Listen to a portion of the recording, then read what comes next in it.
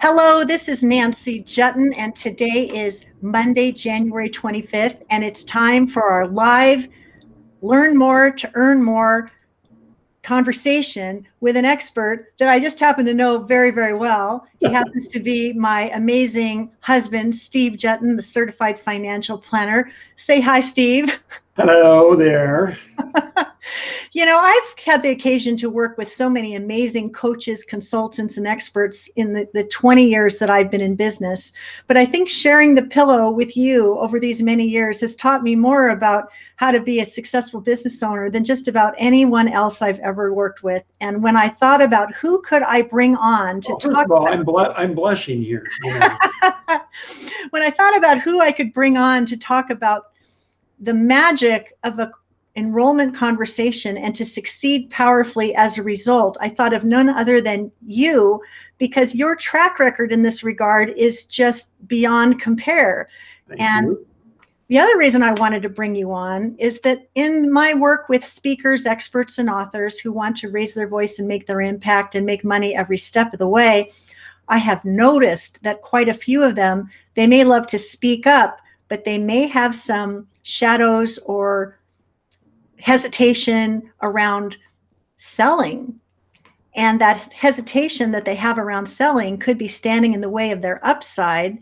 And you have this non-hypey, very human way of connecting with people that works reliably, not only for you, but for your whole team of financial advisors. And I think for those who have a bias against hype and ick and anything like it, I think today's conversation is going to be incredibly mind-shifting and empowering for those who realize that if you are going to grow your professional service business, the only way you're going to do that is by having conversations with people. Mm-hmm. Yeah. Yep. So before we get started, I sort of wanted to say that there are 5 things we all need to be focusing on. We need to take extraordinary care of the clients we have, surprise and delight them so that they know that they've made the right choice. Number 2 is we need to consistently enroll new clients into our services. Number 3, we need to be visible in all the ways that we can so new potential clients can find a way to do business with us. We need to continue to grow our audience so we have a bigger audience of people from whom to find those wonderful people with whom we can do business. And we also need to advance along the path of professional development by listening to and belling up to the bar to hear from experts who know things that we don't know that can be game changing for us. And so thank you so much for being here with us today. You're welcome, of course. Anything for you, sweetie. So I did promote this a bit beforehand and let people know about your former career and how you made a shift. But why don't you, in your own words, take us back to 2001? What was going on and what were you shifting from and shifting towards that caused you to have a need to become a master of new client enrollment?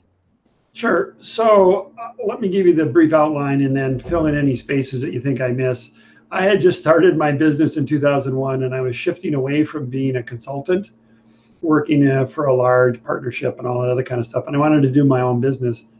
And I wanted to do it in a way that I felt good about. And I knew that I was, unlike some businesses, financial planning is done one-to-one. It's hard to do one-to-many financial planning. It's a little bit like being a dentist, you know. You can't do one-to-many dental work. It's kind of one-to-one. So I was starting on that path in 2001, and I was downshifting my corporate job and upshifting my financial planning business. And got to a certain point doing that when I just stopped growing. And I remember this so vividly. I started in 2001, and when I looked at my 2006 year-end numbers, I had been flat. My revenue had plateaued. It just was not going to work. And I thought about it and looked at it, and I don't know if you remember or not. You and I talked about it, and you told me, well, you need a coach. And I'm just a guy. And so, make a long story short, I signed up with this coach and was with them for about 3 years or something like that. And pretty obviously what we needed to do was I needed to be better at enrolling people. And we use the word enrolling because in the financial services industry, We're not selling, we don't sell products to get commissions. We're a fee only and fiduciary shop, meaning we take our clients' interest first and only our clients pay us. We don't sell products, we don't get commissions. So we have to be really good at enrolling people. And that was what led me to it, is that my business had plateaued and I felt like I was working really hard and not making any progress financially and not attracting the right people and not signing up the right people. And that was when I took the plunge and just committed to being a master of enrollment. And mastery for me means I'm never going to be a master, but I'm on the road to mastery. So always getting better, always getting better. How's that? I love that. And there's so much to unpack there. Sometimes we stumble and bumble along for a while doing the same things that we've always I'll done. sign up for that, yeah. And we hope that we're going to get a different outcome. And then you realize maybe I need to bring in the reinforcements to bridge a gap that needs to be bridged so that you can catapult further. And I'll never forget the time that the coach was looking over your website and he says, well, maybe you remember. It's going to be embarrassing. Yeah. Hey, Steve, what do you want people to do as a result of visiting your website? Long pause. And you said, well, I want people to call me. And the coach says, well, Steve, you could have knocked me over with a feather, but I don't see your phone number anywhere on this website. Now, to be honest, it was buried on the last page, but he was right. I mean, be clear. And now if you look at our website, for example, you see it scrolling down below. It's everywhere. It's on every page. And in fact, on the first page, it's twice on the home page. So you got to learn, and I just said, oh, okay, well, we'll fix that. So part of the other thing that's important is being able to attract the right people to do business with you and repel the folks who are not a fit. So when you were going through that process and the growth of starting a business and then narrowing and refining your ideal client, where did you start and how did you refine it so that you could have extreme clarity around who would be a good candidate to be part of your practice? Sure. So it was interesting, and we'll get into the how-to in a minute here. But we got so good at enrolling people that we got overwhelmed, and we were at better than an 80% conversion rate. And my coach said, "You got a problem there, buddy." And I said, "What are you talking about? We got 80%." No. That means you're letting in too many people. As he liked to say, the net is too wide. You need to refine it a little bit. And so it sounds ironic, but we tightened up our requirements. And so we didn't accept so many people. And there were a number of things that we did. We changed the website and we're more specific in our marketing materials about who our ideal client is. And we got away from, if you fog a mirror, you're a client, right? And we got to more specifically what it is that we wanted to have happen. But we got so good at enrolling that we were actually overwhelmed, but with the wrong kind of clients. And again, this is not a comment about them. It's just a comment that we have ideal clients. We have a niche, and we were going outside our niche. And it was actually inhibiting our ability to grow because we were spending so much time with our less than ideal clients. We were not able to spend time with our ideal clients. So I'm going to venture a guess that there are folks that are watching us live and who will watch this replay who would resonate with this idea that I'm spending way too much time with folks who are not a perfect fit. And what I'd really like is spend more time with the people who are a perfect fit. So that being said, who is your perfect fit client to work with your fee-only financial planning practice? Sure.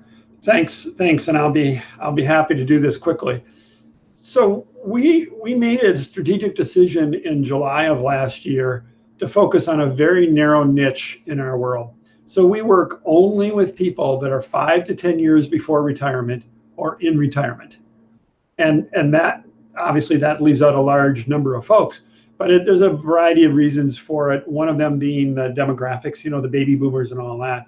So if somebody comes to us through a referral or somebody we meet and they aren't 5 to 10 years away from retirement, we refer them to a colleague or to somebody else in our network because our niche is 5 to 10 years before retirement or in retirement. And that's all we do. It's all we do. And we're really good at it. We are world class in this area, and it allows us to become super specialized and nichey in that regard. But we got to say no sometimes, and that's hard. That's hard. Well, and doesn't it also require some courage to indicate that your ideal client is someone who meets that criteria, who also has a magnitude of investments of at least XY to manage? Right, it does, because as soon as you start carving out a niche and being specific, you're gonna have people say, "Oh, I don't fit that," or "Could you take me in," or whatever. And there's just no other way to say it. There's this tightening of the throat. There's this kind of, "Oh my goodness," because you're excluding, and it takes courage to do that. And it was harder when I was starting out, but as we've gone along, it's gotten easier, and now we're very much committed to it, and our business is doing just fine. So even this morning, for example, we had one of my other advisors and I did a joint enrolling conversation, and we did the conversation with 3 people. It's 3 business owners, all around retirement within the next year, and they agreed. So we did the enrolling conversation in 45 minutes, and I got an email just before we came on here, and they said, "Okay, we're in. Send us the paperwork." Because we've gotten so good at it. But they knew right away we were the perfect fit, because what they need is what it is that we do. And if they had wanted to do something different, we would have passed them on. In fact, the other advisor and I even talked about that and said, unless they say X, Y, and Z, we're going to pass them on. And sure enough, they said A, B, and C. So we have a new client. Well, that's brilliant. And you and I were entertaining the possibility of doing business with a landscaper over the weekend. That's right. And the thing that I thought was sort of amusing is, and we've all had this happen, someone knocks on your door with a nice smile on their face and a brochure in their hand, and they say, I love this one. Remember way back when someone knocked on the door and said, wait a minute. There was a guy doing landscaping. He's actually doing yard maintenance. He knocked on the door and I answered it, and he said, "Boy, your lawn really looks terrible." Oh boy. And I knew what he was trying to do, but that's kind of not the way you start a conversation. And so just juxtapose it. What happened the other day is this nice, fresh-faced young man knocked on the door and said, "Beautiful day, nice to meet you. Our company does landscape maintenance and design. You've got a beautiful yard. I'm wondering if we can make it more beautiful." And I said, "Well, I'm so glad you stopped by, because we're new in the area and we actually do have some yard work to do. What's our next step?" He says, "Well, I'm going to have the owner give you a call." And a couple days later, the owner shows up at our front porch and says, "What a beautiful yard. Let's talk about how to make it more beautiful." So he's extending a compliment. And then we explain what it is that we want. And he says, "Well, we've got winter rates in practice and we're ready to get to work right away. I'll get a proposal to you tomorrow and then we can go from there." And what do you know? The proposal was delivered to my inbox on Sunday night. I wrote back to him and said, "We're ready to go." And the crew is in the front yard today. And the reason I bring this up is sometimes people say, I need more clients, but they don't see it through with the level of follow-up that was demonstrated by this landscape person, nor what you and your team demonstrated during your enrollment conversation with trying to find this perfect person who decided quite to their favor that you were the perfect guy for the job. So that being said, you've got these 5 basic questions that you guide people to navigate during every enrollment conversation, and you've got a bonus question that can make all the difference. Could you walk us through what the 5 questions are and any kind of elaboration you want to make about each, so that people can unpack and get the value that will help be a game changer for them? And you and I have had this conversation before, so please feel free to jump in. And whenever I'm instructing one of our new advisors, I tell him or her, it always starts with mindset for us. And the mindset is this: we have 2 goals in an enrolling conversation. 1, to see if there's a good fit on both sides. And 2, to leave the prospective client better off than when they started the conversation. And I'll give you a really simple example on this. So this 3 people we were talking to today, they needed help with, it's called business valuation. They need a way to value their business. And they had gone to a business broker, which is not a good idea. And I have a trusted resource that is much better. So while we were on the call, I entered in the chat. It was a Zoom call. Entered in the chat and I said, "Call this guy. He will help you." And that's what I mean about leaving people better off. So even if they say, I never want to talk to that Steve again. He's a bozo. They are better off. And we talked them through that a little bit, and on and on and on. So the two things that I tell every one of my advisors, and I hold for myself, is check my mindset first, which is my goal is to find out if we have a fit, not to sell. Do we have a fit? Because without that, it doesn't matter. And second, how can I leave this couple or this individual better off than when they started? And they sense that. You've probably heard this before. They sense that, even if you don't say that, even if I don't say, look, I'm going to leave you better off than you were before. They sense that intention. So first thing is mindset. Make sense? Yes. And then what? So then there are 5 questions, and here they go. Question 1, and I start off the same way every time, which is, okay, tell me what the future looks like. What are your goals? Where are you going? And in the financial planning business, I always say, I don't want something 20 years out. Next 5 years, where are you going?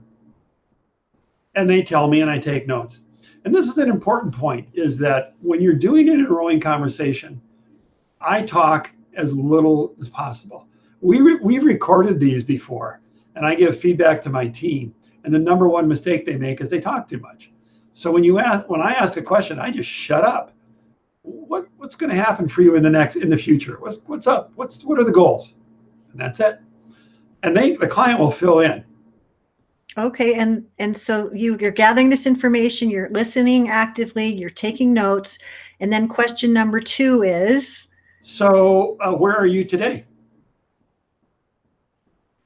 And in my just nice Midwestern way, where are you today? And then you actively listen, take notes, reflect back. So where not even that unless it's necessary. Again, actively listening many times implies that I'm doing a reflection back to them, and we are not doing that. If there's something I don't understand and it seems important, I will ask, but I'm not clarifying for them. I'm not coaching them. I'm not doing any of that.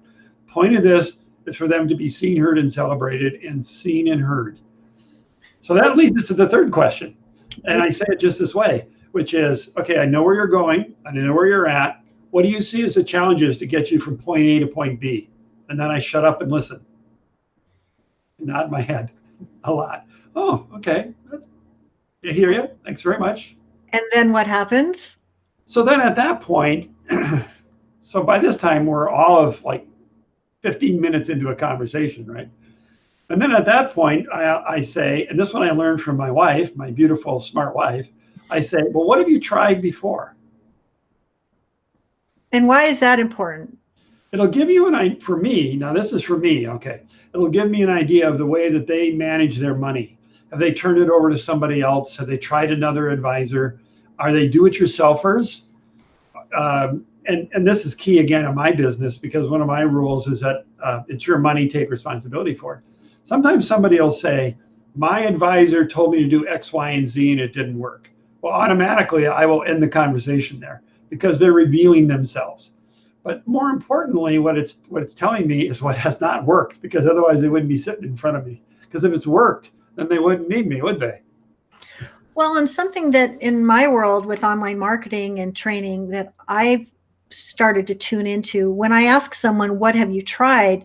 One of the things I'm looking for is someone who has taken the initiative to invest in him or herself to learn from world-class experts who know what they're up to, versus someone who has been stumbling and bumbling along on a do-it-yourself basis and not really making anything happen. It's so revealing what you learn when people say, well, I've worked with so-and-so and I got this problem solved, and I've worked with so-and-so and got this problem solved, but this problem still hasn't been solved. And I've heard that you are the one who solves that problem. That's why I'm calling you today.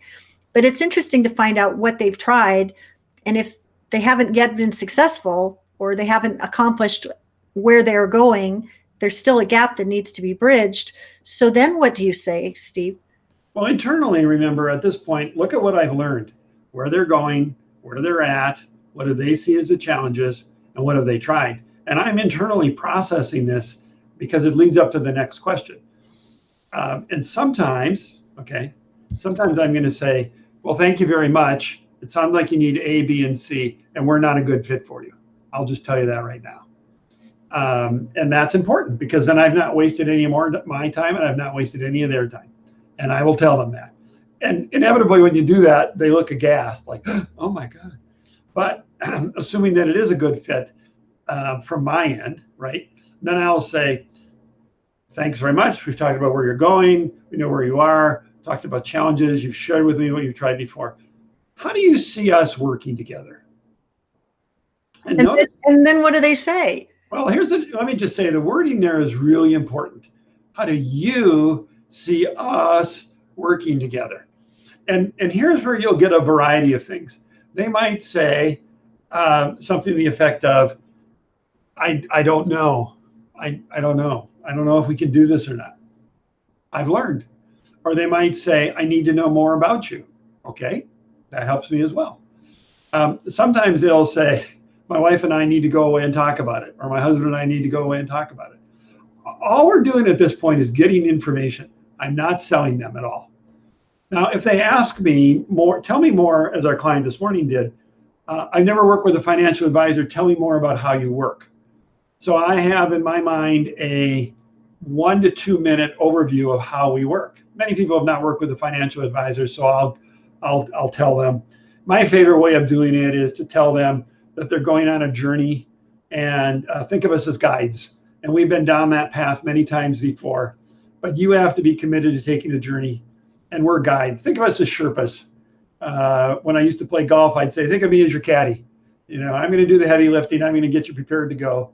So I give them a little bit of a story, but it's very brief and it's very high level. I'm not telling them about our proven approach or the software we use or, my view of the investment markets or things that they need to be aware of. No.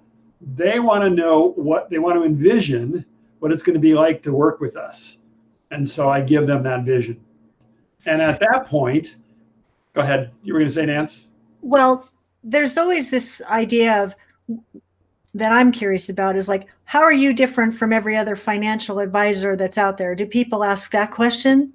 Yeah, we get that a lot. And again, as I said earlier in my introduction, I will say to people, look, unlike most financial advisors, we're fee only and fiduciaries. And that means we don't take commissions and we don't get paid by anybody but you. And as a fiduciary, we're legally required to do what is in your best interest, not in my best interest. So we've done this enough that we know what kind of resonates. And you can look in their eyes and they'll say, oh, okay, well, that's interesting. Well, I think it's really important for everyone who's watching is to have a way to describe what you do that sets it apart from. So one of my inner circle clients is Meredith Leipelt, and she guides entrepreneurs who want to be seen, heard, and celebrated in publicity to be seen, heard, and helped on a do-it-yourself basis without paying an expensive agency.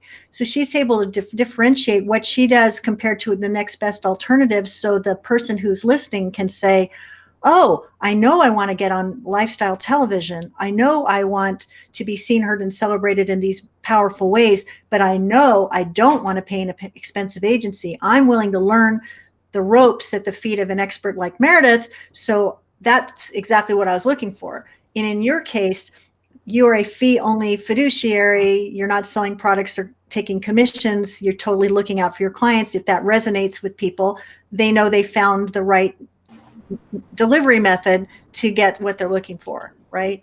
Yes. And then the question that will inevitably come up is, how much do you charge? And I usually smile and I say, well, if you didn't ask that, you'd be one of only one person that's never asked me that question. And you have to be ready. And so again, our answer is going to be brief and to the point. And we say, as an example, look, there's two ways to work with us. We can either do a project for you, and let's say it's going to be a retirement income plan. Our charge for that is $3,500 to $5,000, and it's based on the complexity of your situation. And the other thing that people can hire us for is to do their investing for them. And that's a sliding scale based on how many assets are under our management. So people can either hire us just to do the project plan, or they can hire us to do both the project plan and the investing. So there's something you're demonstrating here that's useful, is that there is this premium ongoing way to work with you year after year, year after year. And then there's a meaty project that they could start with as a way to trigger the desire that they might have to want to stay on indefinitely. In your experience as a master of new client enrollment, what typically happens? So let me just tell you, there's a really technical description for this. So you might want to write this down, Nance, because it's very technical. It's called the razor blade model. Okay, tell us more. Sure. So we do a plan for them, and then they need to implement it. And by the time we've done a plan for them, we know them so well that the vast majority of clients want us to help them implement it. And it's okay with us if they don't, because we get fair value and give fair value for doing the project. But almost inevitably, people ask us to do a project plan first or a financial plan first, and then that leads to the ongoing investment management. And we're okay with either. Now, on the rare occasion, people are going to be so overwhelmed with how wonderful we are, and they'll just say, I want the whole kit and caboodle, right? But that's not really what happens very often, but it does happen. And remember, when people are talking about ongoing investment management, that's a long-term commitment. And you and I were chatting this weekend. I can't remember the last time a client left. So we have clients that stay with us for a lifetime, literally for a lifetime. So if they start with us at 50 or 55, they're still with us some 20 years later. And I take that they're not going to commit to it until they know us more. And the best way for us to do that is to do a really good job on the project for them. It's the razor blade model. We'll give you the razor, we'll sell you the razor blades. Well, and it's a brilliant model, and it's so smart because you're bringing people in for a meaty project that solves an urgent problem or challenge that they feel compelled to find the answer to. And then it's not a simple problem to solve that can be handled with a Band-Aid. It needs an ongoing approach to getting the problem solved and managed. Mm-hmm. And for those who are in a different model, like many of us who are doing business online, that's why I think a lot of people will invite you into their group leverage program as a way to get a deep dive to solve a specific aspect of your challenge.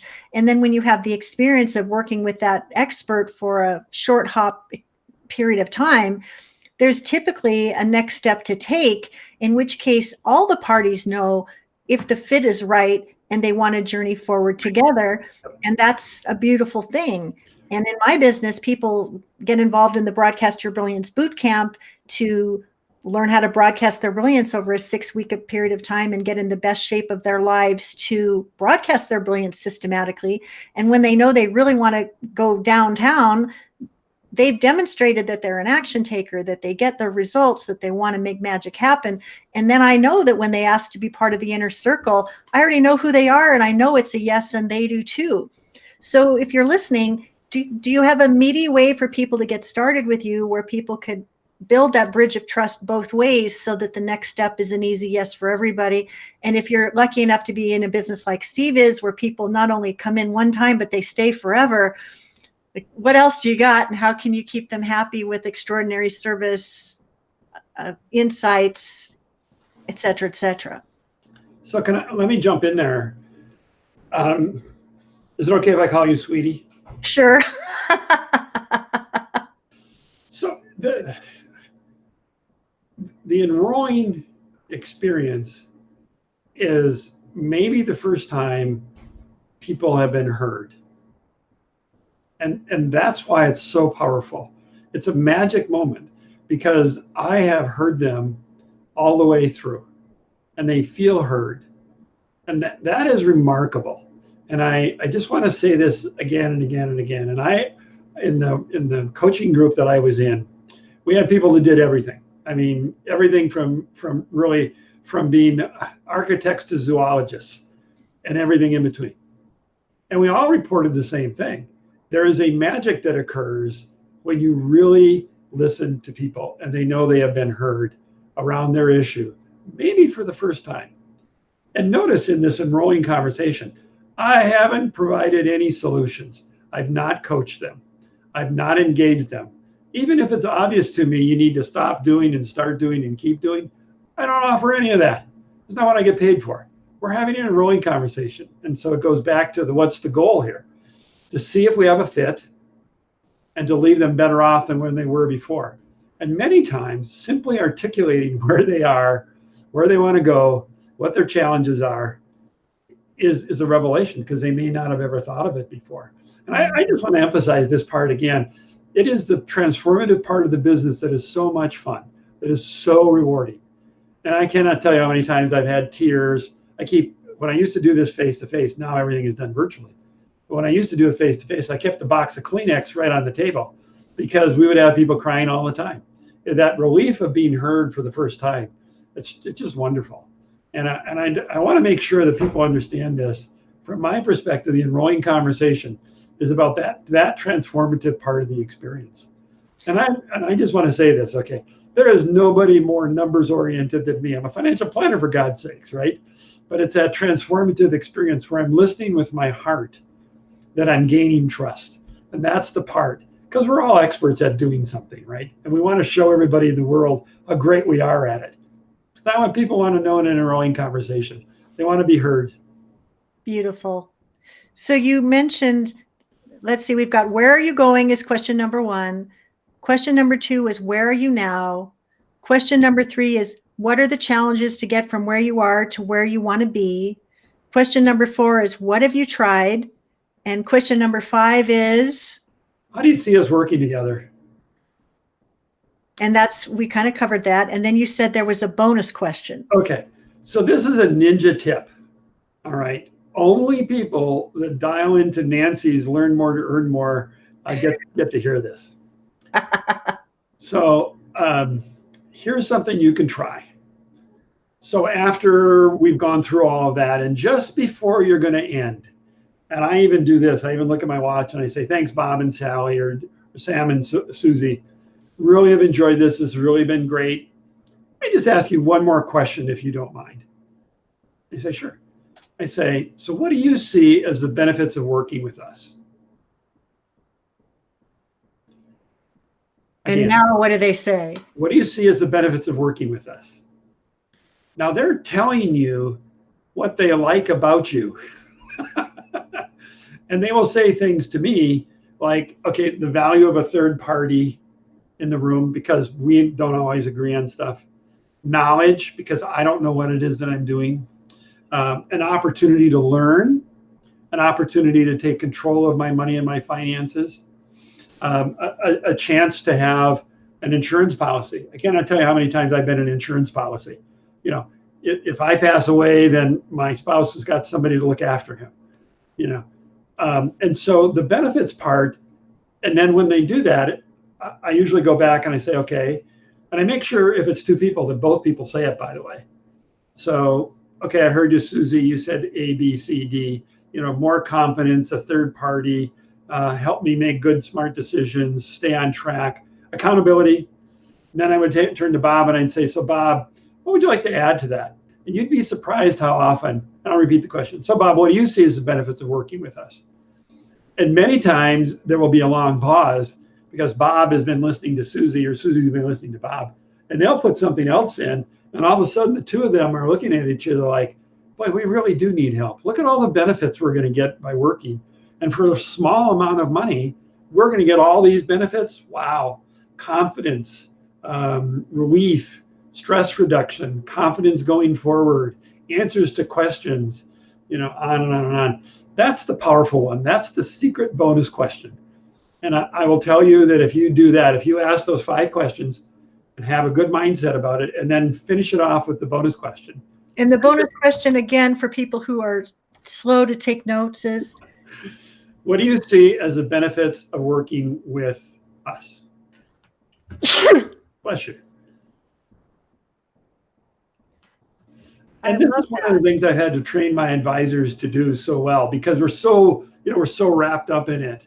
But if you ask that question at the end, the prospective client will tell you what they see as what you're doing. Talk about great feedback for you as a practitioner. Oh my goodness. So here's a question. You said in the beginning, you start with the mindset that we want to have a conversation to explore if there's a good fit and to leave the potential client better than when you found them. So if you meet those 2 criteria, it's a win for your perspective. But when it comes time to actually keeping track of how many people you talk to versus how many people actually decide to come on board, do you keep track of that too? Yeah, yes. Again, numbers guy, right? We have numbers for everything. We have the number of times we turn the bloody doorknob and the number of times the number of times we do almost anything. So we track these numbers. We track referral sources. We track the number of enrolling conversations we have. We track the value of those, on and on and on and on. And for all of our advisors, and until recently, there were 5 advisors in the team. And we were running north of 80% conversion, and meaning 8 out of 10 people that we wanted to be his clients said yes. And that's a phenomenal number, because remember, we've qualified them. We've talked about what you want to do and what you're looking for, and what have you tried before. And by the end of and we do these conversations, by the way, we do these conversations in 30 to 45 minutes. If it's longer than 45 minutes, you're talking or you're coaching. So 80% is magnificent. And I imagine that gives you the opportunity to forecast your revenues and have a lot of comfort about how things are flowing financially. And so for those who do not yet have 80% conversion rate on their enrolling conversations, step 1 would be, are you following Steve Juetten, the master of enrollments, 5 questions plus the bonus question scenario to succeed? Are you coaching people while you're enrolling, or are you not coaching people while you're enrolling? You can't do both. And, like if your enrollment conversion is weak, there's a method to evaluating what you need to do differently or better to improve your results. If you start from a clean slate as of today and say, these are the 6 questions I'm going to make part of my enrolling conversation going forward, and you assign 45 minutes to each call, and you practice listening actively, taking notes, and hearing the client carefully, when you ask them, how do you see us working together, you'll be able to listen and make a suggestion. And so if you haven't been keeping track of your numbers, maybe today's the day to start. Yeah. Number 2, change your process. That's a really good point. If you don't track it, you don't know how you're doing. And the other thing that I would say to you, for what it's worth, here's a little tip. You could think about recording your enrolling conversations. Always ask permission, duh. And then go back and listen to it and see, are you talking too much? Are you listening? Are you asking the questions in the right order? And the right order is always, where do you want to go? Where are you today? What are the challenges? So that's one of the things that we've had our younger advisors do, is record their conversations so that I can give them feedback. So you're exactly right, Nancy, if you're not having those kinds of numbers. But I know you and I have talked about this before. There's a bunch of things that go on before that to get people in to have the enrolling conversations. I leave that to you. Every business is different, but I leave that to you. But once they're in front of you, once you're having the enrolling conversation, absolutely track your numbers. Brilliant.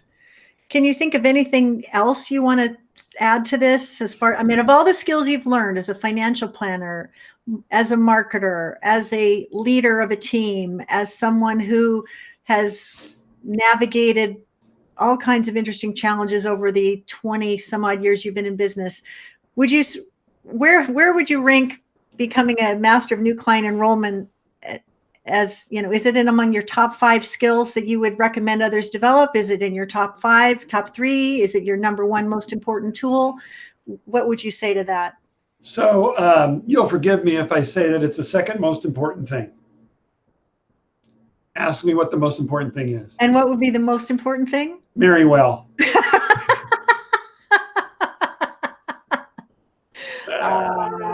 So yes, other than that, it's the most important skill that I have learned. And remember, I'm in a highly technical field. I know more about numbers, financial planning and insurance and risk management and alternative investments and investing and retirement planning than most people, right?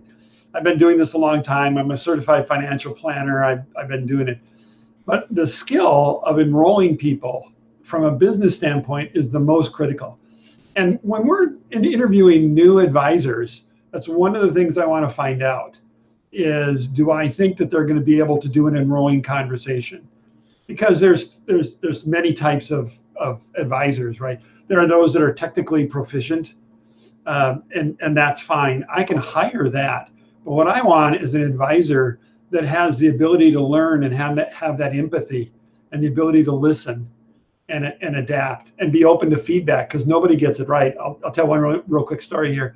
We were doing, the youngest advisor on my team and I were doing an enrolling conversation on Friday with a client. And I was sitting in what we call the second seat, meaning he's leading it because they'll be working with him. But I'm there to, provide the senior head and, people like that and, all that kind of stuff. And he was going along and he actually made a mistake in what it is that he was doing. He made a mistake in one of the steps. And his mistake was he was in too much of a hurry to tell them about this approach that we use for retirement income planning. And the client reacted immediately and it just stopped the conversation. And I hate to say this, but we got back on track. And then afterwards, when I was debriefing with him, I said, okay, so what happened? He said, I got off script. That's exactly right. He got off script. He forgot the 5 questions in the bonus question. And it was just because the client gave him an opening and he was so eager to show the client this new whiz-bang approach, but he got off script. Now, we all make mistakes, but he recognized it and that was the learning for him. I didn't even have to say anything. I just said, so how'd that go? And he said, I got off script. And that's so reassuring. Going into an enrolling conversation, if I do these 5 things plus the bonus question, it's going to be great. Trust me, get good at it. On the road to master it. So it's the most important business tool that I have to run a business, is the ability to do enrolling conversations and repeat them. Because remember, at one point we had 4 other advisors doing them. And we need to do it the same way every time. And even the advisors, I had one very technical advisor. She hated doing any kind of a sales, and you know who I'm talking about, any kind of a sales talk or anything else. She got so good at these that her numbers were off the charts. She did better than 80%. She basically landed every client. So we had to have a conversation about that again, about, we don't want everybody that comes in, right? So she had to get a little better at it. But yes, the most important business tool that I have, the most important business skill, and I had to learn it. Well, that's so useful and powerful to share. And I want to thank you for that. And I also want to point out that in my conversations with clients and potential clients, I find that there are an awful lot of folks that want to skip over the enrolling conversations and just immediately go to the group leverage program or go over to selling their course. And yet, if you don't have enough practice talking to real people, identifying where their problems are and where their urgent needs are, you could be creating something in a vacuum that doesn't meet the needs of the people that you really want to help. Yeah. So if I could issue a challenge to everyone who's live or joining us by replay, how many invitations can you extend to people to have enrolling conversations with you? And can you commit to keeping track of how well you adhere to this Master of Enrollment conversation series of 6 powerful questions? And can you work very hard and systematically to up your results as you get more masterful each time? Because whether you are enrolling people in your high-end one-on-one coaching program or professional service, or enrolling people into hiring you to be your keynote speaker or whatever it is, to the extent that you can listen, care, respond, and engage, you're going to be able to smile a lot more readily when you go to the bank than if you never learn these skills at all. And so that's why I wanted to bring you on, because way back in 2001, when we're juggling a toddler and I'm starting a business and you're starting a business and the economy has fallen apart and there was so much stress and so much angst and so much, how are we going to borrow from Peter to pay Paul? Here we are 20 years later, it's a totally different situation. And a lot of that's because you are such a master of new client enrollment that we don't have to worry so much about, And I married well. I had a couple thoughts on that. And I don't know, how's your time? Do you want to Do people write in questions? Well, I was just going to say, we've got a few folks joining us live. I know Bettina, Miles, and Rita, and Jackie were here. If you've got a comment or a question and you're still with us live, go ahead and post it in the chat because I can see it. But I was loving Rita's comment. She's a blogger for the Seattle PI. She does personal finance reporting. Her name is Rita Robeson, and she says, this is fun. Well, we want it to be. I had one other just comment about Enrolling Conversations for a moment as we go along. When I was first starting out, I didn't have enough work. And I started doing Enrolling Conversations. And it's fun and it's fascinating. And it's still the thing I like to do the most, which is why I still sit in on it when my other advisors do them. It's the most fun thing I do. And so if you're starting out or you don't have enough to do, by all means, ramp up the number of Enrolling Conversations that you have. And feel free to say no at the end. But you need practice. So to that end, I mean, how did you do that? Did you beat the bushes with your centers of influence? Did you post on social media? I mean, what did you specifically do to get more calls on the calendar? So you and I have had many conversations about this, my dear. And again, my business is different than everybody else's. And so I started out by talking to other financial planners and saying, hey, if you've got somebody that doesn't fit, I might be able to do it. I talked to lots of centers of influence, people like CPAs and estate attorneys. You and I have talked about this concept before. I talked to people that helped clients that I wanted to have just before and just after. So hence CPAs and things like that. One of the things about starting out is I didn't have anything better to do. So by all means, let me go talk to as many people as I could. We developed a bit of a social, most of our work comes from referrals now, but we also had an SEO emphasis. What's that? Well, we have a couple of questions coming in. Rita says, could you give us some examples of how process has worked in different kinds of businesses? And I think that might be a question that I can try to answer. Sure. Rita, there are things called enrolling events or conversion events. And I know you're an author, Rita, and you want to sell, your book is not yet done, but at some point you're going to want to sell some books.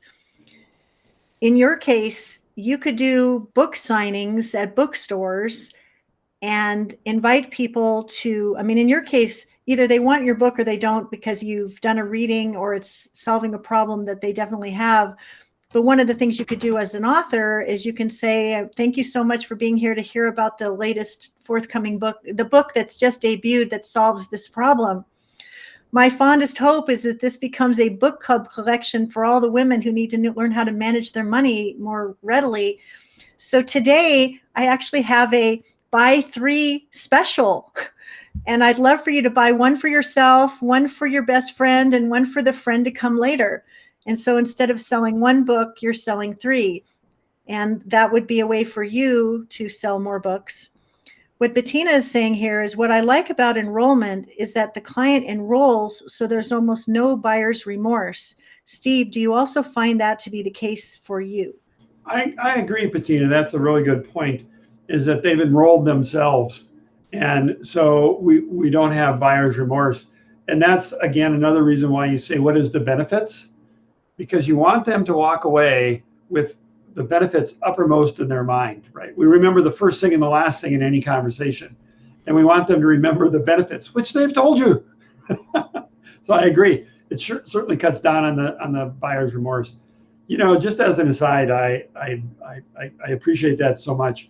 We don't experience buyer's remorse. We're so lucky that way. We don't lose clients.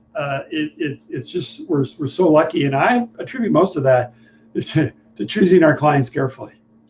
Well, and the other thing is that you have a really lovely model. I mean, people are buying a financial planning service because they have an ongoing need for fiduciary advice and guidance. And if you have set the stage from the very first enrollment conversation that you were building a bridge of trust to look after their best interests from the moment you met, and you continue that through your extraordinary client service delivery, they really don't have a reason to stray because you're being consistent. And so it comes back to those 5 things that I was talking about at the start of the call, which is take extraordinary care of your clients by building that bridge of trust and serving them to meet and exceed their expectations. Invite referrals from those clients if it feels right for you, because those people that are already working with you are going to say, well, have you worked with Steve before? They're already pre-sold. Get visible by showing people what you do in a way that's generous and of service and not always selling. Grow your audience. And of course, develop new skills along the path to mastery so you can be of even deeper service to those you're here to help. When people know that all those things are in place, I think it just sets you up nicely to succeed no matter what it is that you do. Don't you agree, Steve? Exactly right. I do think it's not a one shot fixes everything. There's all those other elements that are important to it. The person that said, what did you say? Can you give us examples of how the processes worked in different kind of businesses? Mm-hmm. Rita. Can I take a shot at that? Yeah, please. So any business where you're enrolling people one-on-one, this works. And I'm just going back to the group, the group that I was in. So we had a fellow that was he worked with businesses, father, son, father, daughter, family businesses. And there are unique dynamics in that. And he used the approach on that. We had several people that were mental health professionals. And when you think about it, right, when you come in for a free consultation, you could be doing it that way. Anything that has a professional service factor to it, accounting, financial planning, mental health, dental, whatever the case may be, that's the model. Let's just take a dentist as an example real quick. I presume we've all been to a dentist, right? The dentist could be saying, where are you today? Where do you want to be? Well, I want my teeth to be so perfect in 5 years that I'll be doing commercials. Well, where are you today? They're missing a tooth or whatever. You get the idea. But can I give you my favorite one? Sure. True story. We had a woman who was a witch in our group. Wow. A witch. And she enrolled people in her program to teach them to be better witches. Wow. They're riches and niches, I guess. And she used it very successfully. And again, pretty much anything where you're working one-on-one, or even one-on-many if you're going to enroll them into a bigger course, but you need to do it one at a time. It is the same process. Now, just bear with me forever so simply. What I would encourage people is whatever business that they're in, think about the enrolling conversation and the 5 questions. And the key is, where are you? Where do you want to be? Where do you want to go? What are the challenges? Just think of that in those terms. That's the core of what we're doing. It's really kind of fun that way. Well, I have an example of just this very personal, but Sure. It's as clear as day to me. None of us is sitting around with thousands and thousands and thousands of discretionary dollars burning a hole in our pocket so that we can't wait to spend. Or maybe we are, but I'm not. But I remember that I used to wear really thick glasses. Oh, yes. And I really struggled with my contact lenses. And I really wanted to be prettier and not have to wear the glasses all the time. And I'd been complaining about this for decades since we met. And one day you said to me, it was a Friday afternoon. We had lunch. I said, come on. You made an appointment for me with a gentleman who is a LASIK eye surgeon who could possibly restore my vision to 20/20. And I couldn't believe that this was even something that you thought of to do for me. But that Friday, I crossed my arms and my brow was furrowed. And I didn't want to allow myself to believe that I could see clearly as a result of a surgery like this. But this doctor said to me, what's your life? Where are you going? I'm going to be a professional speaker and I'm going to be on a lot of stages. And I would just feel a whole lot more confident if I didn't have to wear these heavy, thick glasses on my nose. Where are you now? I'm getting a lot of invitations and I'm feeling not as confident. Bottle glasses.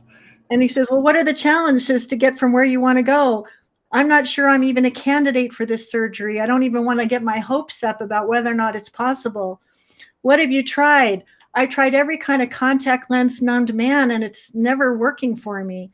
How do you see us working together? And I said, well, shoot, if I'm a candidate, let's find out if I'm a candidate and then I'll worry about it, because I didn't really want to let my heart get excited about it. Yep. So when he evaluated me and he came back and he said, I got news for you, Nancy. You're a textbook case of someone who could benefit from LASIK eye surgery. Yep. And in 6 seconds per eye, you'll be seeing clearly, not only now, but indefinitely.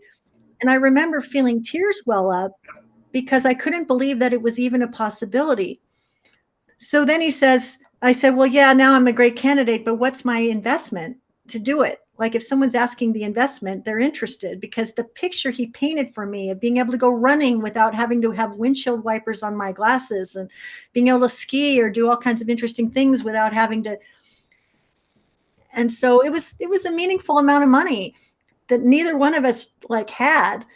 But as we're driving along, you said, Nancy, you've been struggling with this for 20 years. Like, if we need to do it, let's do it.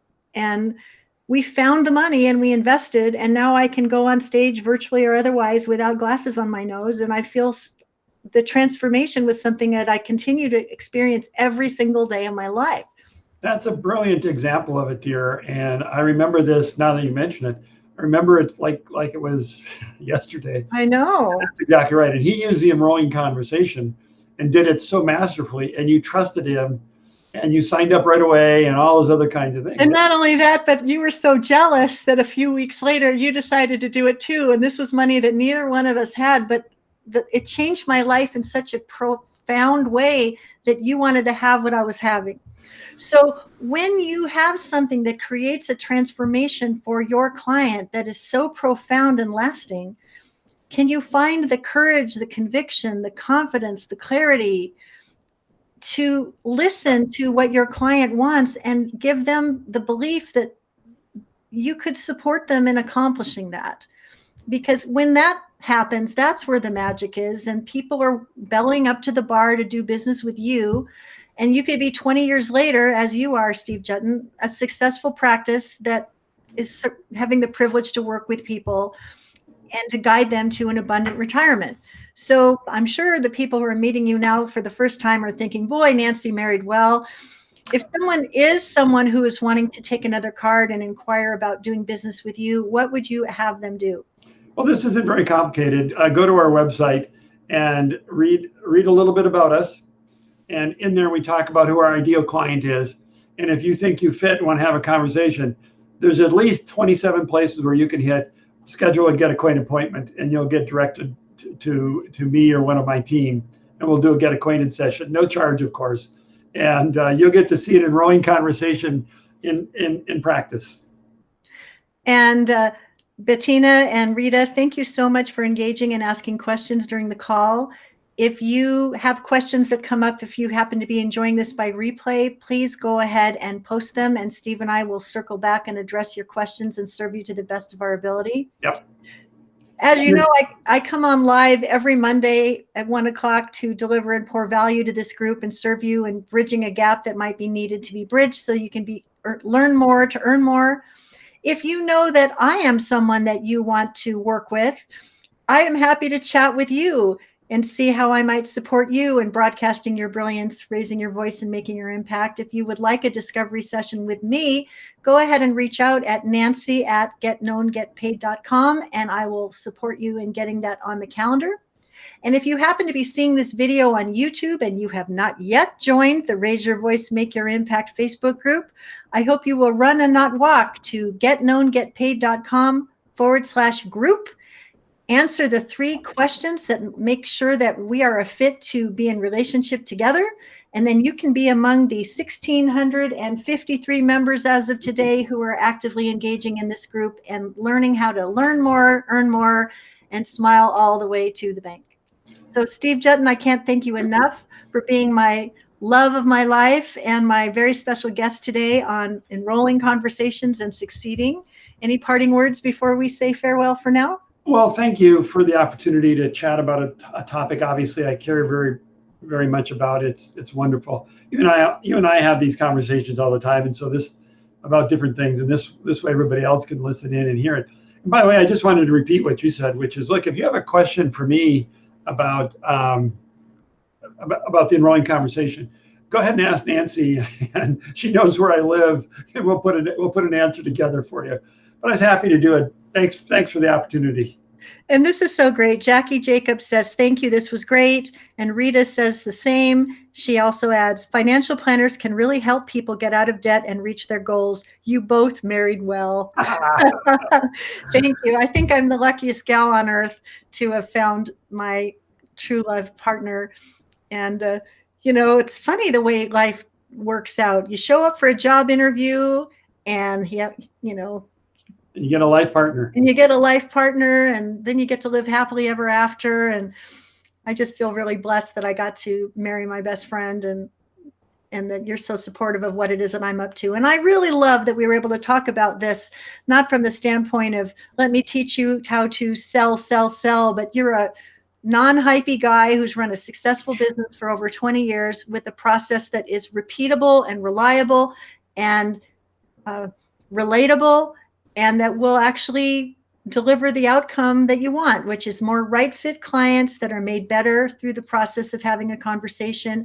And you can get the trifecta win when they decide wisely to invest with you. So may that be your outcome. Steve Juetten, you're my favorite. Thank you all for joining and being a part of it. Oh, thank you, Bettina. She says we married well too. And if you haven't met our son, this is our 6'7" tall chemistry major getting his PhD in chemistry at the University of Texas at Austin, and our cute little dog. We are quite the quartet. Thank you. Right. I really enjoyed it, and as always, it's a pleasure. Thanks, sweetie. Thanks. I'll see you in a little bit, and thanks all for joining. We will see you next week for the Learn More, Earn More show. And if there's a topic around which you would like us to elaborate on so you can learn more to earn more, go ahead and reach out, make a post in the comment below, or reach out to me personally, and we'll see about bringing in the suitable expert who can help bridge that gap so you can get on with it and smile all the way to the bank. All right. Thanks all. Thanks very much. Bye-bye for now. Bye-bye.